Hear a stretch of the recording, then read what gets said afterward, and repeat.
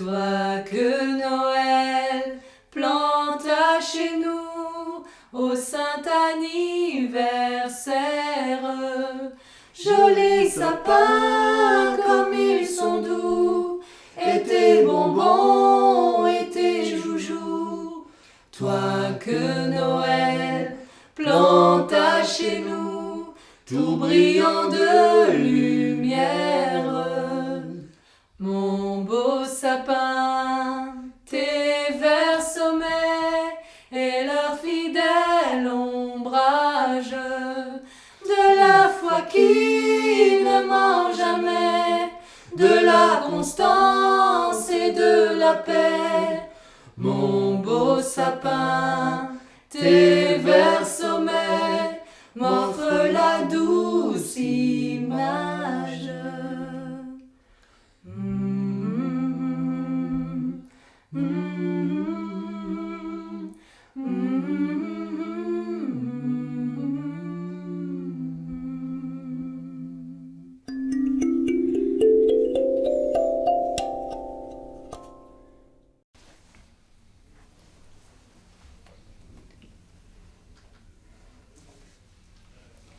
Comme son père et son grand-père avant lui, Hans vivait avec ses 10 enfants dans une verte vallée arrosée par les eaux glacées d'un torrent.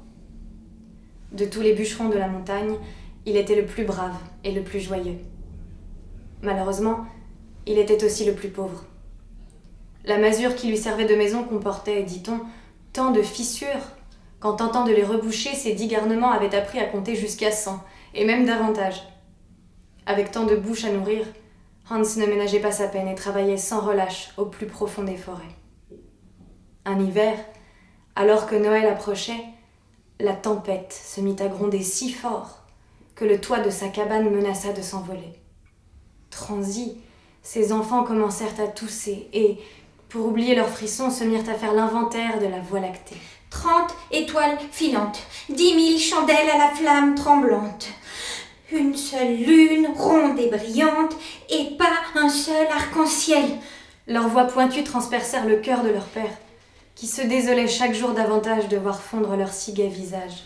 Aussi décida-t-il d'allumer dès le lendemain un gigantesque brasier dans la cheminée, au pied de leur lit, pour repousser le froid qui gelait leurs orteils et les faisait grelotter de fièvre.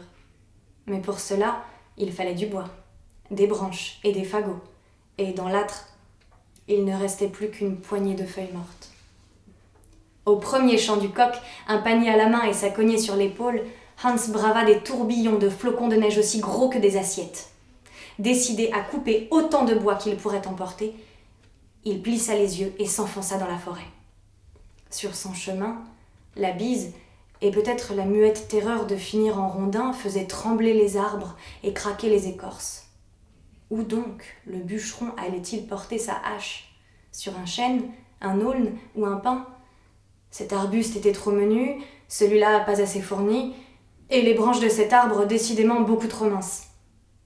Hans continua donc à avancer sans voir les abîmes qui s'ouvraient à ses pieds, ni entendre la tempête qui se levait en hurlant d'étranges menaces. Il marcha longtemps, si longtemps, que la lune le surprit près d'une grotte sinistre qui trouait le sommet de la montagne. Là se dressait un immense sapin dont la ramure se perdait dans les nuages. Sa cime était si haute qu'elle portait une couronne d'étoiles, et son tronc si large que, de leurs bras, ses 10 galopins n'auraient jamais pu en faire le tour. Hans comprit qu'il venait enfin de trouver un arbre à sa mesure. Tchomp, tchomp, tchomp. Dans un grand éclair blanc, sa hache s'abattit sur les racines du géant parfumé de résine.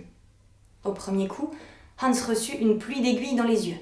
Au deuxième, des éclats de bois l'aveuglèrent. Et au troisième, crac! Le tronc du sapin se fendit sur une voix grincheuse qui s'adressa à lui. « Oh, ça suffit maintenant! En voilà des façons! Qui donc, je vous prie, vous a permis de troubler ainsi mon sommeil? D'ordinaire, quand on me rend visite, on évite d'enfoncer ma porte et on veille à s'essuyer les pieds sur le tapis de mousse qui entoure mon palais. Vraiment, en matière de politesse, les hommes ont encore beaucoup à apprendre. Devant un trou d'écorce éclairé par un cortège de vers luisants, se tenait les poings sur les hanches, une silhouette hirsute à peine plus haute que 3 feuilles de fougère. Son ventre dodu faisait craquer son manteau de lichen et ses sourcils touffus disparaissaient sous le bord d'un bonnet pointu où se balançait une chaîne en cristal terminée par un gland d'argent.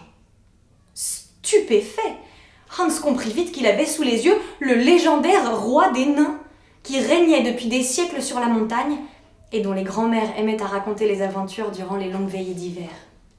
Aussi s'inclina-t-il bien bas en s'excusant.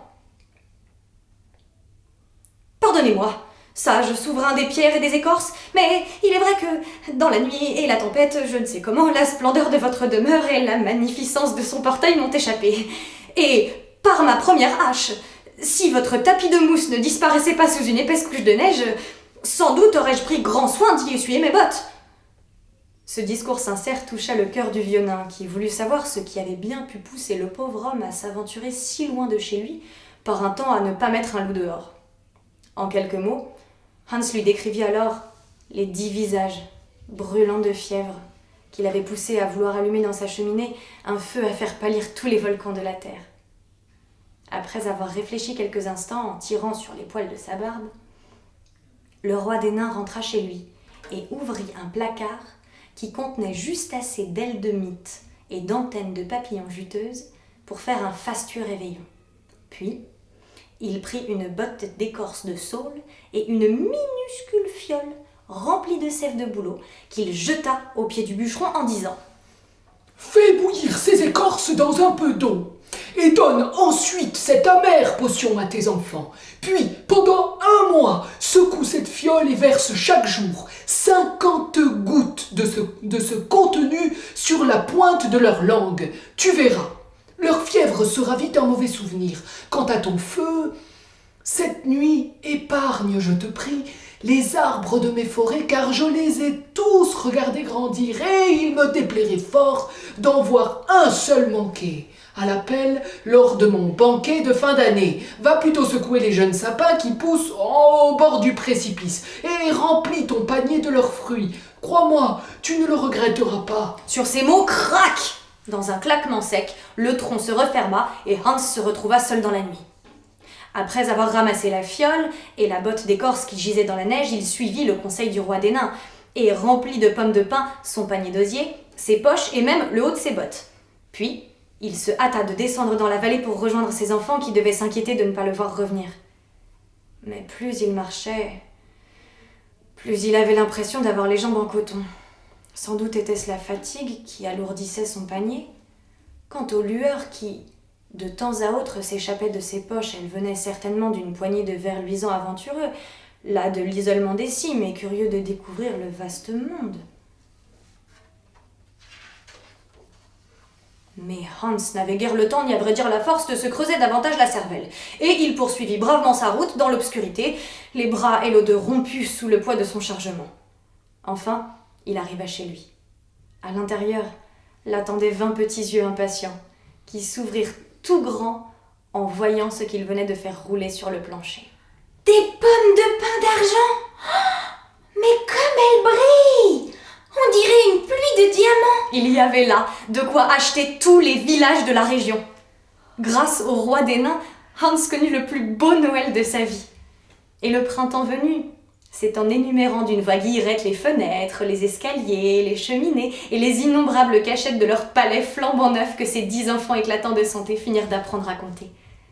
En souvenir de cette merveilleuse aventure, Hans et ses galopins, désormais bien nourris et chaudement vêtus, prirent l'habitude de déraciner peu avant Noël un jeune sapin dans la forêt.